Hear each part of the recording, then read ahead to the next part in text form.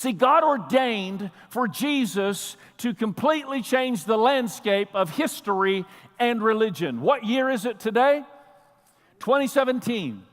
Jesus changed everything. Jesus changes everything in the natural and the supernatural. In my life, in your life, in our world, Jesus changes everything.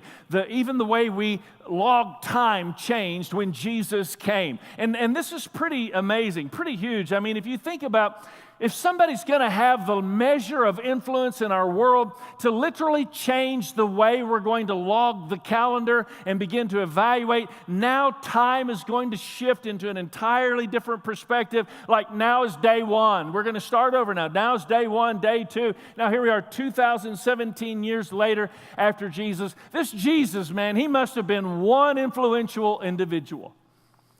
He must have ruled nations. He must have had a following of millions of people. I bet Jesus' Twitter feed had 50 million people the first day he started tweeting.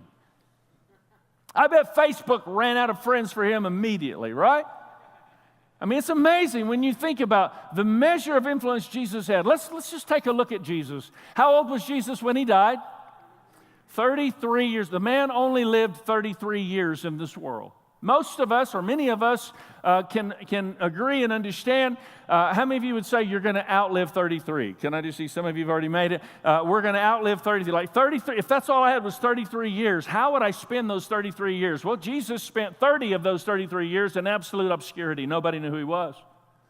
Only the people who knew his family knew who he was. Nobody knew he was the Son of God. He only had 3 years of ministry. Let's look at the picture of this Jesus who changed the world. 3 years of ministry. Do you know how extensively he traveled?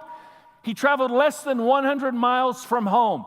His whole life, he never traveled further than Oklahoma City to Tulsa. Like that's, he never traveled further than that in his life. He never had an international platform of ministry. He wasn't wealthy. He didn't come from wealthy heirs. He lived in a home that was about the size of a single car garage that you might park your car in. That was his home, and his home was shared with animals. And his father was not this powerfully known man of influence in society. Like Jesus was nobody, but when you're nobody, God turns you into somebody and begins to awaken the purposes that he has planned from the beginning of time. That's who Jesus is, and that's how we know who we are.